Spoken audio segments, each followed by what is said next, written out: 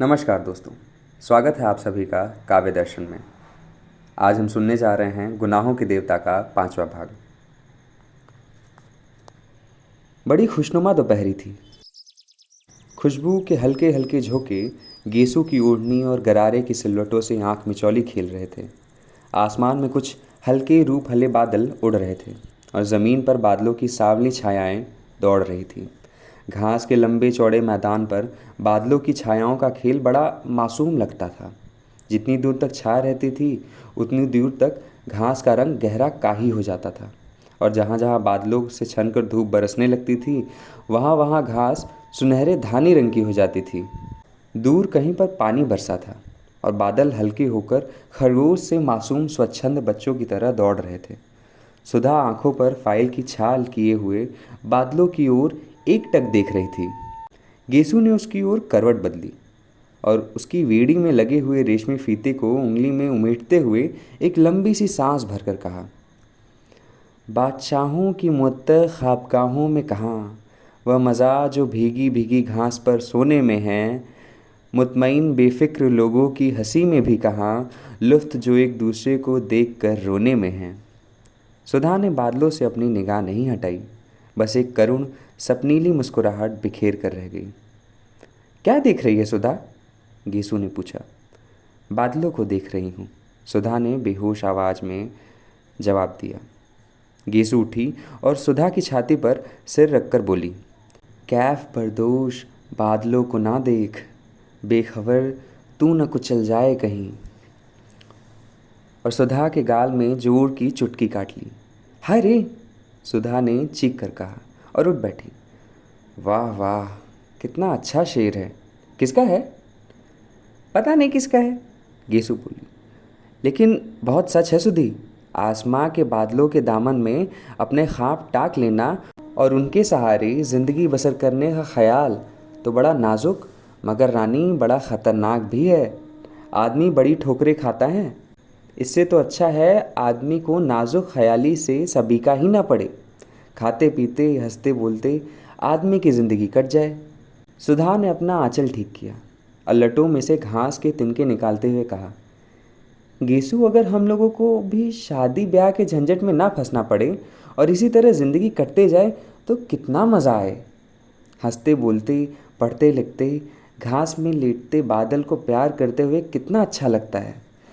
लेकिन हम लड़कियों की ज़िंदगी भी क्या, मैं तो सोचती हूँ गेसू कभी ब्याह ही ना करूँ। हमारे पापा का ध्यान कौन रखेगा? गेसू थोड़ी देर तक सुधा की आंखों में आंखें डालकर शरारत भरी निगाह से देखती रही और मुस्कुरा कर बोली, अरे अब ऐसी भोली भी नहीं हो रानी तुम। ये शबाब, ये उठान और ब्याह नहीं करेंगी, जोगन बनेंगी। अच्छा चल हट, खुद ब्याह करने की ठान चुकी है तो दुनिया भर को क्यों तोहतम लगाती है? मैं तो ठान ही चुकी हूँ, मेरा क्या। फिक्र तो तुम लोगों की है कि ब्याह नहीं होगा तो लेटकर बादल देखती हैं, गेसू ने मचलते हुए कहा। अच्छा अच्छा, गेसू की ओढ़नी खींचकर सिर के नीचे रखकर सुधा ने कहा, क्या हाल है तेरे अख्तर मियाँ का? मंगनी कब होगी तेरी? मंगनी क्या, किसी भी दिन हो जाए, बस फूफी जान के आने भर की कसर है। वैसे अम्मी तो फूल की बात उनसे चला रही थी, पर उन्होंने मेरे लिए इरादा जाहिर किया। बड़े अच्छे हैं, आते हैं तो घर भर में रोशनी छा जाती है। गेसू ने बहुत भोलेपन से गोद में सुधा का हाथ रखकर उसकी उंगलियां चटकाते हुए कहा, वे तो तेरे चचाजाद भाई हैं ना, तुझसे तो पहले उनसे बोलचाल रही होगी? सुधा ने पूछा। हाँ हाँ, खूब अच्छी तरीके से।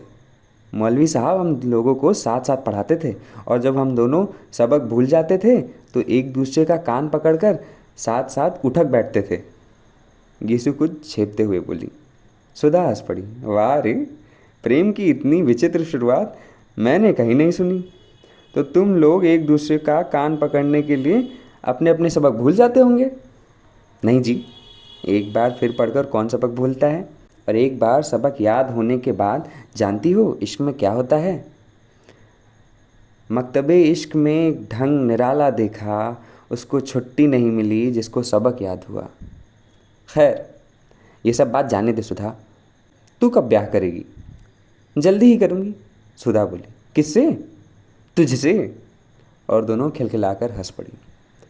बादल हट गए थे और पाकड़ की छां को चीरते हुए एक सुनहली रोशनी की तार झिलमिला उठा। हंसते वक्त गीसू के कान के टॉप चमक उठे और सुधा का ध्यान उधर खिंच गया। ये कब बनवाया तूने? बनवाया नहीं तो उन्होंने दिए होंगे। क्यों? गीसू ने शर्मा कर सिर हिला दिया। सुधा ने उठकर हाथ से छूते हुए कहा, कितने सुंदर कमल हैं। वाह। क्यों गीसू, तूने सचमुच के कमल देखे हैं? ना, मैंने देखे हैं। कहाँ? असल में 5-6 साल पहले तक तो मैं गांव में रहती थी ना। ऊंचाहार के पास एक गांव में मेरी बुआ रहती है ना। बचपन से मैं उन्हीं के पास रहती थी। पढ़ाई की शुरुआत मैंने वहीं की और 7वीं तक वहीं पढ़ी। तो वहाँ मेरे स्कूल के पीछे के पोखरे में बहुत से कमल थे।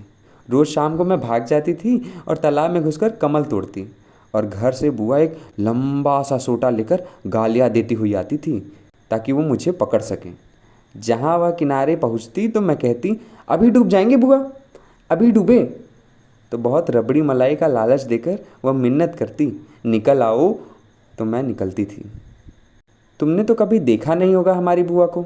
ना, तूने कभी दिखाया ही नहीं। इधर बहुत दिनों से आई नहीं ना वे। आएंगे तो दिखाऊंगी तुझे। और उनकी एक लड़की है, बड़ी प्यारी, बहुत मज़े की है। उसे देखकर तो तुम उसे बहुत प्यार करोगी। वे तो अब यहीं आने वाली है, अब यहीं पढ़ेगी। कितने दर्जे में पढ़ती है? प्राइवेट विदुषु में बैठेगी इस साल। खूब गोल मटोल और हंसमुख है, सुधा बोली। इतने में घंटा बोला और गेसू ने सुधा के पैर के नीचे दबी हुई अपनी ओढ़नी खींची। अरे, अब आखिरी घंटी में जाकर क्या पढ़ोगी? हाजिरी कटी गई है। अब बैठो, यहीं बातचीत करें, आराम करें, सुधा ने अलसाए स्वर में कहा और खड़ी होकर एक मदमाती हुई अंगड़ाई ली। गेसू ने हाथ पकड़कर उसे बिठा लिया और बड़ी गंभीरता से कहा, देखो, ऐसी अरसोही अंगड़ाई ना लिया करो। इसे लोग समझ जाते हैं कि अब बचपन करवट बदल रहा है। धत। बेहद झेप कर और फाइल में मुंह छिपाकर सुधा बोली, लो, तुम मजाक समझती हो।